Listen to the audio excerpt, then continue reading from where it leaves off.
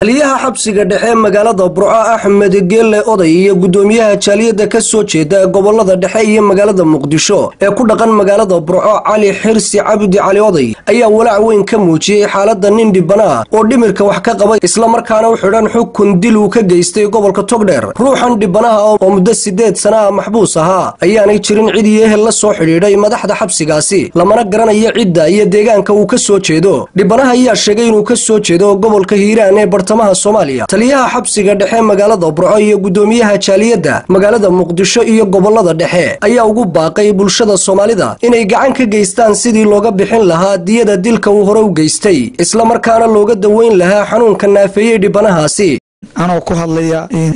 gudoomiyaha jaaliyada gobolka Togdheer waxaan halkaan ku nimid oo aan ku soo gaarnay nin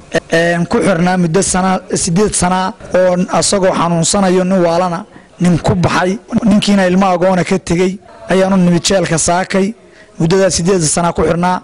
ninkaas oo magac sheegtay inuu ka soo jeedo gobolka Hiiraan qaasatan inuu ka soo jeedo beesha laakiin arintaasi ay suurtagal tahay waa nin xanuunsane in ay sax ahayn oo magacaasu sax ahayn waxaan ka codsanaynaa cid kasta ee muuqaalka garata ee ninka yeelata halkan joognaana waa gobolka Togdheer Burco inay nala soo xiriirto si naxariis leh ayaan uga codsanaynaa ummadda Soomaaliyeed waxaan ka codsanaynaa dadka Ilaahay wuxuu dhiibay culimada cuqaasha waxgaradka waxaan ka codsanaynaa in laga qayb qaato sida ilmaha agoontaana loogu heli lahay xuquuqdoodii asagana ninka dhiban ee 8 sano xirnaa ee xanuunsanaya Ilaahay iyo caafimaadka anagana siiyo caafimaadkiisa ka qaaday ay ka qayb qaataan dadku halkan waxaynu isugu nimid doonaynaa inaanu ka faafino nin maxbuus ah oo qodobka 434 ah dilka qodobka loo yaqaano oo nin ku baxay 2006 bishii afraad 17keedii dil ku geystay magaalada Burco lana xukumay iyadoo magdiya lagu xukumay isla sanadka bishii tobnaad 26keedii ninkaasoo halka jooga xabsiga kan Burco markii aanu wareysanay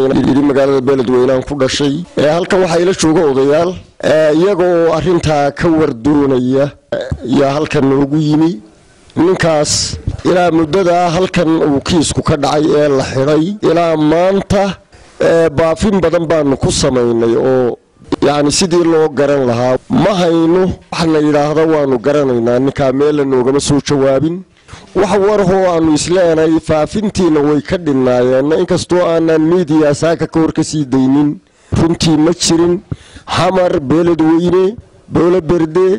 wadanka Soomaaliya meel aanan ninkaas su'aashiisa weydiinin ma jirto meel la wax warho nagaga soo siyaadeen ilaa maanta ma hay dhibaatada haysata dhibanahaasi waa mid argagax iyo murugo gelinaysa qof kasta oo islaam oo iimaan leh